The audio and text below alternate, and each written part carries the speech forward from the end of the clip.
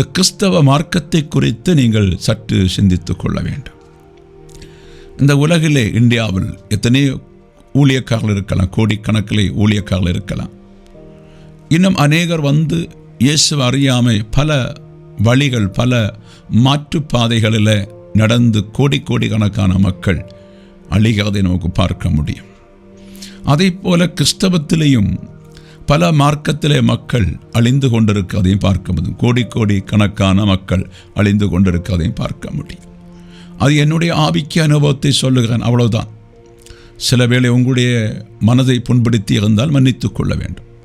அப்போ எல்லா பாஸ்டர்ஸும் மேய்ப்பர்களும் தீர்க்கதரிசிகளும் தனக்கு தேவன் கொடுத்திருக்கின்ற வழிகளை கொஞ்சம் போதித்து தருவாங்களே தவிர இவர்கள் யாராலையும் பரலோக ராஜ்யத்துக்கு உங்களை கொண்டு போக முடியாது. இவர்களை யாராலையும் பரலோக ராஜ்யத்துக்கு கொண்டு போக முடியாது. அப்போது நாங்கள் இந்த நாளில் பேச அத்தனை செய்தியுமே, நாங்கள் ஒரு சேனல் எனக்கு தொலைஞ்சு போச்சு, அதிலேயும் நிறைய சத்தியங்கள் இருந்தது. இப்போது நாங்கள் பேசுகிற அந்த செய்திகள் எல்லாமே எப்படியாவது ஒரு கூட்ட மக்களை உருவாக்க வேண்டியதற்குத்தான் பேசி கொண்டிருக்கிறோம். ஒரு நாளும் உங்களுக்கு பிரயோஜனம் இல்லாது நாங்கள் பேச மாட்டோம். அப்போ நீங்கள் புரிந்து கொள்ள வேண்டும், எல்லா பாஸ்டர்ஸும் ஒரு வழிகாட்டுவார்கள், அவர்கள் தான். அது அவங்களுடைய முறையின்படியும் தேவ சித்தம் இருக்கிறதா என்பது எனக்கு தெரியாது. அவங்க வழிகாட்டுவாங்க. இப்போ மெந்தேகோ சில சபைகள் இந்த கம்யூனியன் டைமில் அதிகமான வழிகளை காட்டி உங்களை மறுவத்து கொண்டு போவது உண்டு சில சபைகள்.